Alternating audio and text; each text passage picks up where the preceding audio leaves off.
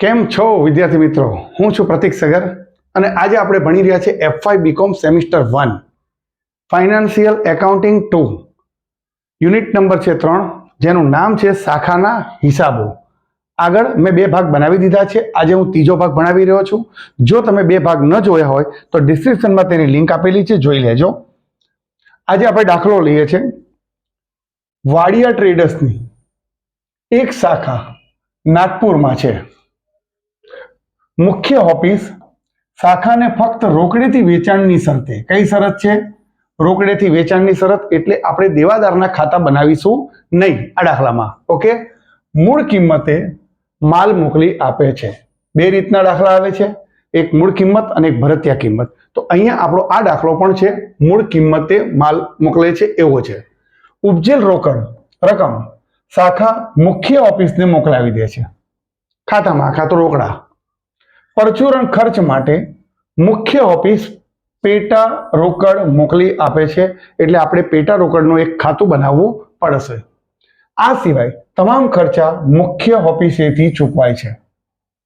31/3/2023 ના રોજ પૂરા થતા વર્ષ માટે મુખ્ય ઓફિસના ચોપડામાં શાખા ખાતું, શાખાનું વેપાર ખાતું અને નફા નુકસાન ખાતું તૈયાર કરો. અહીં આપણને પેટા રોકડ કીધી નથી, પણ આપણે બનાવવો પડશે. બરાબર? ચલો, દાખલાની શરૂઆતમાં કીધું છે માલનો સ્ટોક. આ આખર સ્ટોક કહેવાય, કારણ કે 31/3/22 છે અને આપણે 23 ના બનાવવાના છે. એટલે આ આખર સ્ટોક છે, માલનો સ્ટોક. તો આપણે એની એન્ટ્રી કરી દઈએ સૌથી પહેલા. બરાબર? હું રકમ મારા હાથમાં રાખી લઉં એટલે પાના ફેરવતી વખતે તકલીફ પડે નહીં. ચલો, બાકી આગળ લાયા નાગપુર શાખાનું ખાતું. માલ સ્ટોક આપણે કેટલો લખીશું? 1000 રૂપિયા. તો અહીંયા લખીએ આપણે 1000 રૂપિયા. બરાબર? આ માલ સ્ટોક આપણે હજી ક્યાં લખીશું? તો કે શાખાના વેપાર ખાતામાં શરૂઆતનો સ્ટોક કેટલો લખીશું? 1000 રૂપિયા. બે એન્ટ્રી પડે. બરાબર? ખ્યાલ રાખજો. ત્યારબાદ કીધું છે રોકડ શિલક. આ રોકડ શિલક અને પેટા રોકડ બેમાં ફેર છે. આ રોકડ શિલક એ આ બધા ખર્ચા માટેની છે, પણ આપણે લખવું તો પડશે જ. રોકડ શિલક એ બી આખરની છે, તો લખી દઈએ 200 રૂપિયા. રોકડ શિલક કેટલી છે? 200 રૂપિયા. તો આપણે એની પણ એન્ટ્રી કરી દઈએ. ઓકે,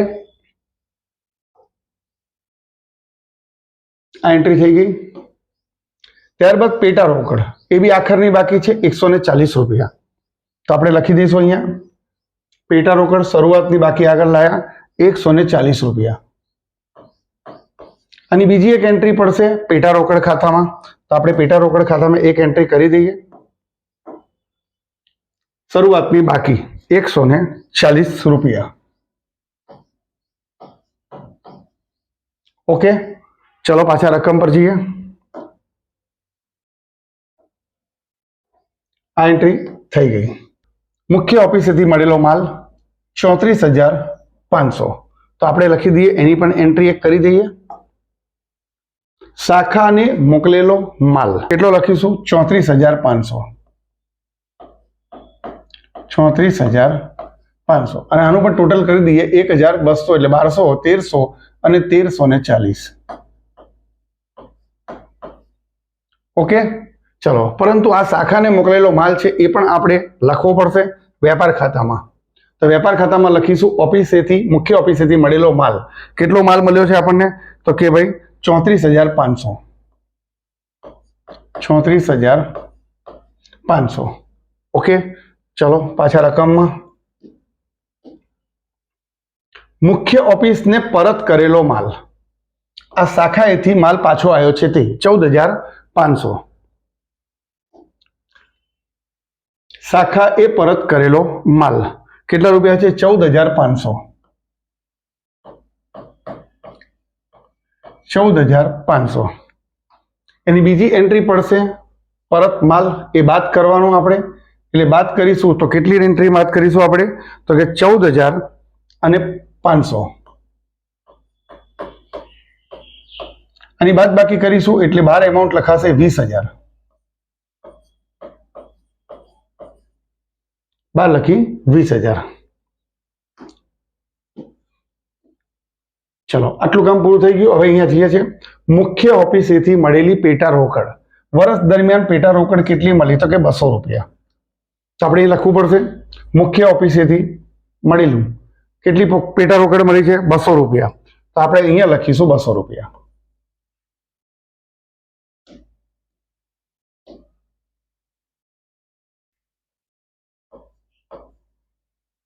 ₹200.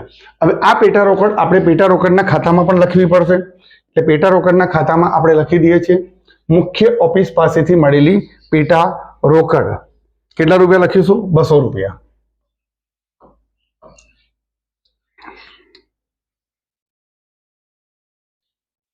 ચલો આગળ કીધું છે મુખ્ય ઓફિસેથી મળેલ ફર્નિચર. કઈ તારીખે ફર્નિચર મળ્યું છે એ ધ્યાન આપવાનું, કારણ કે આપણે એની પર ઘસારો કાપવાનો થશે હમણાં. બરાબર? તો ચલો પહેલા તો મુખ્ય ઓફિસથી મળેલું ફર્નિચર લખી દઈએ. 8,000 રૂપિયા છે. તો અહીંયા બરાબર શાખાને મોકલેલ ફર્નિચર ખાતે 8,000 નું ફર્નિચર છે. તો લખીએ અહીંયા 8,000. બરાબર? ચલો આગળ એટલે આ એન્ટ્રી પણ થઈ ગઈ. પેટા રોકડ આખર કેટલા રૂપિયા છે? 100 રૂપિયા. તો અહીંયા આપણે બાકી આગળ લઈયામાં લખીશું પેટા રોકડ કેટલા રૂપિયા છે? 100 રૂપિયા. તો પેટા રોકડમાં લખીએ 100 રૂપિયા. અને પેટા રોકડના ખાતામાં જઈને પણ આપણે લખવું પડશે છેવટની બાકી 100 રૂપિયા.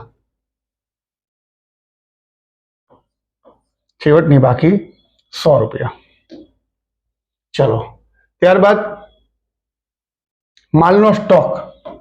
માલનો સ્ટોક આખા સ્ટોક કહેવાશે 1,000 રૂપિયા.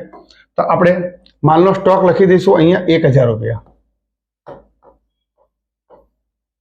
આ માલનો સ્ટોક આપણે વેપાર ખાતામાં પણ લખવો પડશે. બરાબર છે? છેવટનો સ્ટોક તો કેટલા રૂપિયા છે? 1,000 રૂપિયા. તો આપણે અહીંયા લખો 1,000 રૂપિયા.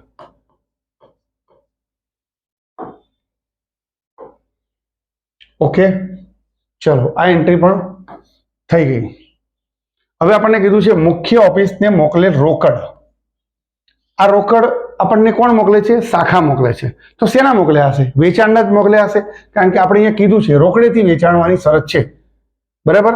તો આ જે રોકડા મોકલેલા છે એ વેચાણના છે એવું સમજીને આપણે એન્ટ્રી કરવાની છે વેચાણમાં. ઓકે તો ચલો અહીંયા પહેલા તો રોકડ ખાતે રોકડ વેચાણ તો કેટલા રૂપિયા લખીએ? 60,000 રૂપિયા લખી દઈશું અહીંયા.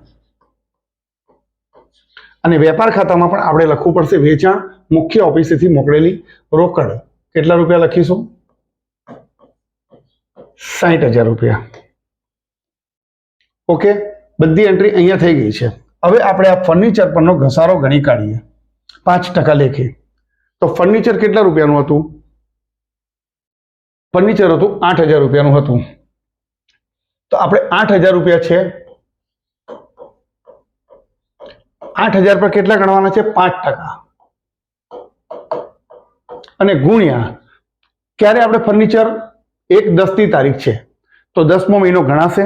10, 11, 12, 1, 2 ને 3 6 મહિનાનું ગણવાનું છે. એટલે 6/12 8×5 = 40 અને ગણતરી કરીશું તો 200 રૂપિયાની ગણતરી આવશે. તો ઘસારો કેટલો આવ્યો? 200 રૂપિયા આવ્યો. તો આ ઘસારો આપણે આ ફર્નિચરમાંથી બાદ કરવો પડશે. તો ફર્નિચર કેટલાનું હતું? 8,000નું. હવે ઘસારા બાદ ફર્નિચર કેટલું રહ્યું? તો 200 રૂપિયા બાદ થયા એટલે 7,800 થયા. અને આ 200 રૂપિયા ઘસારાની બીજી એન્ટ્રી નફા નુકસાન ખાતે વાગશે. એટલે નફા નુકસાનમાં આપણે લખીશું ફર્નિચર પર ઘસારો. કેટલા રૂપિયા લખવાનો? 200 રૂપિયા. ઓકે બધું કામ થઈ ગયું છે. હવે આ ખર્ચા છે તો આ કોષ્ટક એક સમજવાની કોશિશ કરજો. પહેલા મુખ્ય ઓફિસેથી મળેલ રકમ એટલે આ શાખાને મોકલી છે અને શાખાએ આટલા ખર્ચ કર્યા છે. બરાબર છે? એટલે ક્યાંક જો 10,000 મોકલ્યા છે, 9,500 ખર્ચ કર્યા છે, 500 બચ્યા છે. બરાબર છે? એ રીતની ગણતરી છે. તો આપણે એ જેવી ગણતરી કરી લઈએ. પહેલા એક કામ કરીએ, આપણે આ બધા ખર્ચા એ આપણા શાખા ખાતામાં લખી દઈએ. બરાબર? તો અહીંયા એક એક ખર્ચો રકમમાં જોઈને લખી દઉં છું. બરાબર? રકમમાં જોતો જાઉં છું અને લખી દઉં છું. સૌથી પહેલા તો રકમમાં છે પગાર અને મજૂરી છે 10,000 રૂપિયા. તો આપણે લખીશું પગાર અને મજૂરી 10,000 રૂપિયા. ભાડું અને વેરો છે 800 રૂપિયા. ત્યારબાદ છે વીમો 600 રૂપિયા. વીજળી છે 300 રૂપિયા. ગાડું ભાડું અને મજૂરી 2,000 રૂપિયા. અને જાહેરાત ખર્ચ છે 600 રૂપિયા. આ બધાનો આપણે જો ખર્ચોનું ટોટલ કરીએ તો 14,300 થાય છે.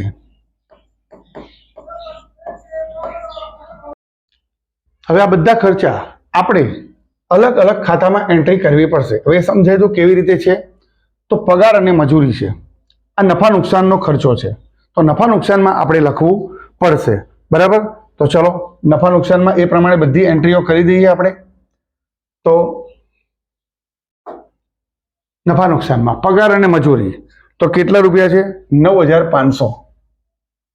9,500. એ રીતે ભાડું અને વેરા કેટલું હતું? તો કે 800 રૂપિયા. વીમો કેટલો હતો? તો કે વીમો છે 560 રૂપિયા. બરાબર? આ બધી રકમ ક્યાંથી લઉં છું જોઈ લેજો. અહીંથી લીધી છે, આ જગ્યાએથી લીધી છે. બરાબર? અહીંથી આ રે જે આપણે ચૂકવ્યા છે તે પૈસા આ નહીં ગણવાના, આપણે આ ગણવાના જે ચૂકવ્યા છે તે. બરાબર છે? 9,500, 800, 560 અહીંથી લઉં છું. પછી 300, 2,000 અને 580 હવે લખીશું આપણે. બરાબર? તો વીજળી કેટલી છે? કે 300 રૂપિયા. પછી જાહેરાત ખર્ચ તો કે 580. અને પરચુરણ ખર્ચ આપણને હજી ખબર નથી, એ હમણાં લખીએ છીએ, પેટા રોકડમાંથી આપણે લાવીશું. બરાબર છે? ચાલો રકમ પર પહોંચી જઈએ પાછા આપણે. આ બધા ખર્ચા લખાઈ ગયા. ઓકે, ચલો હવે શું બાકી રહ્યું એ જોઈએ. હજી એક વસ્તુ બાકી રહી ગઈ છે. કયું? તો કે ગાડા ભાડું અને મજૂરી. આ ખર્ચો એ વેપાર ખાતાનો ખર્ચો કહેવાય. મેં બધા ખર્ચા લખ્યા છે, આ બધા ખર્ચા લખ્યા. બરાબર છે? પણ આ લખ્યું નથી. તો આ ક્યાં લખાશે? વેપાર ખાતામાં, કારણ કે ગાડા ભાડું આગળ છે. ગાડા ભાડું અને મજૂરી, તો આપણે એની એન્ટ્રી મારી દઈએ વેપાર ખાતામાં. બરાબર? ગાડા ભાડું અને મજૂરી કેટલા રૂપિયા છે? 2,000 રૂપિયા. અહીંયા લખી દો 2,000 રૂપિયા. બરાબર? ઓકે, જોઈ શકો છો 2,000 રૂપિયા ક્યાં છે? તો આ રહ્યા 2,000 રૂપિયા. આ આપણે લખ્યા 2,000 રૂપિયા. બરાબર? આ ખર્ચા લખવાના. ઓકે, હવે જઈએ છીએ આપણે પેટા રોકડમાં. પેટા રોકડનું ખાતું પહેલા બંધ કરીએ તો અહીં ટોટલ બનશે 340. બરાબર? ચલો અહીંયા બી ટોટલ કેટલું બનશે? 340. બાકી આપણે પરચુરણ ખર્ચ કરીશું તો 240 આવશે આપણી ગણતરી. આ 340 માંથી 100 બાદ કર્યા તો 240 આયા. એ આપણે પરચુરણ ખર્ચ તરીકે નફા નુકસાનમાં લખી દઈએ છે. કેટલા લખીશું? 240. 240. ઓકે, ચલો હવે ખાતા બંધ કરતા કરતા આવીએ બધા. ચલો પહેલું બધું અહીંયા આગળ કમ્પ્લીટ થઈ ગયું છે, કોઈ વસ્તુ બાકી રહેતી નથી. તો હવે રોકડમાં બાકી છે, એક રોકડ બાકી છે, કારણ કે શરૂઆતમાં અહીંયા રોકડ છે. આખરની રોકડ હોવી જ જોઈએ. જોઈ લેજો જેટલી વસ્તુ અહીંયા શરૂઆતમાં હોય બધી આકારમાં હોવી જોઈએ. તો હવે રોકડની ગણતરી આપણે કરી લઈએ. રોકડ પહેલા કેટલી હતી? 200 રૂપિયા. જો ગણતરી જોજો ધ્યાનથી હું કેવી રીતે કરું છું. બરાબર છે? અહીંયા જ કરીએ છીએ આપણે રકમ ગણતરી. 200 રૂપિયા શરૂઆતમાં હતી. બરાબર? ત્યારબાદ પેઢીએ આ બધા ખર્ચા માટે રોકડ મોકલાઈ. તો આ બધી રોકડનું ટોટલ કેટલું થાય છે? જો તમે ધ્યાનથી કરશો તો 10,000, 800, 600, 300, 2,000 અને 600, તો 14,300 થાય છે. તો આપણે 14,300 બીજી રિસીવ કરી. પહેલા 200 હતી અને 14,300 રિસીવ કરી. એટલે ટોટલ રોકડ કેટલી થઈ? 14,500. કોની પાસે આ ભેગી થઈ? તો કે શાખા પાસે. હવે શાખા ખર્ચ કરે છે. શાખા ખર્ચ કેટલો કરે છે એ જુઓ. તો શાખા ખર્ચ કરે છે આ. તો આપણે એની અમાઉન્ટ લખીએ 9,500, 800, 560, 300, 2,000 અને 580 13,740 ખર્ચ કરે છે.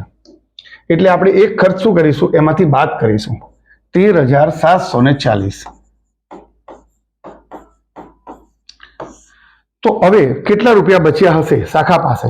તો 14,500 માઇનસ 13,740, 760 રૂપિયા બચ્યા. બરાબર. તો હવે આપણે લખી દઈએ એની બી એન્ટ્રી. તો જઈએ છે તો રોકડ કેટલા લખીશું? રોકડ 760 રૂપિયા, 760 રૂપિયા. આનું આપણે ટોટલ કરી દઈએ 1,100, 7800 અને 760, તો 9,660 આવશે. 9,660 નું ટોટલ આવશે. બાકી બધી ગણતરી આપણી કમ્પ્લીટ થઈ ગઈ છે. ઓકે. તો આનું ટોટલ કઈ બાજુ વધારે દેખાય છે? આ બાજુ વધારે દેખાય છે, જમા બાજુ. તો જમા બાજુ ટોટલ કેટલું બનશે? 84,160. 84,160 થાય છે. તો અહીંયા પણ લખીશું આપણે 84,160. આ એમાઉન્ટમાંથી આપણે આ બધી એમાઉન્ટ શું કરવાની? બાદ કરવાની છે. તો બાદ કરીશું તો ટોટલ આવશે 25,820. 25,820. આ જે એમાઉન્ટ આવી એને નફો કહીશું, સામાન્ય નફા નુકસાન ખાતે લઈ જવાના. આ વસ્તુ એટલે કે આ એમાઉન્ટ આપણને આગળ હમણાં કામમાં આવવાની છે, બીજા ખાતામાં જઈએ ત્યારે. જો અહીંયા હવે આ ખાતું પહેલા બંધ કરીએ આપણે. તો આ ખાતું બંધ કરીએ તો આ બાજુનું ટોટલ વધારે દેખાય છે. કેટલું ટોટલ છે? 60,001, એટલે 61,000 ટોટલ થાય છે. તો લખીશું આપણે અહીંયા 61,000. તો આ બાજુ પણ આપણે કેટલા લખીશું? 61,000 લખી દઈએ. 61,000. 61,000 માંથી આપણે આ બાદ કરીએ તો બસશે કેટલા? તો કે 38,000 બસશે. આ 38,000 શું કહીશું? કાચો નફો, નફા નુકસાન ખાતે લઈ ગયા. તો હવે નફા નુકસાનમાં એ 38,000 લઈ જઈએ આપણે. તો નફા નુકસાન કાચો નફો વેપાર ખાતેથી લાયા કેટલા રૂપિયા? તો કે 38,000 રૂપિયા લાયા. હવે ટોટલ આનું બી કરી દઈએ. તો આ બાજુ કરતા પેલી બાજુ વધારે છે, જમા બાજુ. તો નીચે લખીશું 38,000. બરાબર. ચલો અહીંયા પણ લખીશું 38,000. આ 38,000 માંથી આ 200, 9,500, 800, 560, 300, 580 અને 240 જો બાદ કરીશું તો અહીંનું બી ટોટલ આવશે 25,820. આ બાદ બાકી કરતા આપણને મળ્યું. આ ટોટલ આમાંથી બાદ કરીશું તો 25,820 આવ્યું. તમે જોઈ શકો છો આ 25,820 છે અને 25,820 છે. આ બંને એમાઉન્ટ સરખી થવી જોઈએ. બરાબર. આટલું ધ્યાનમાં રાખજો.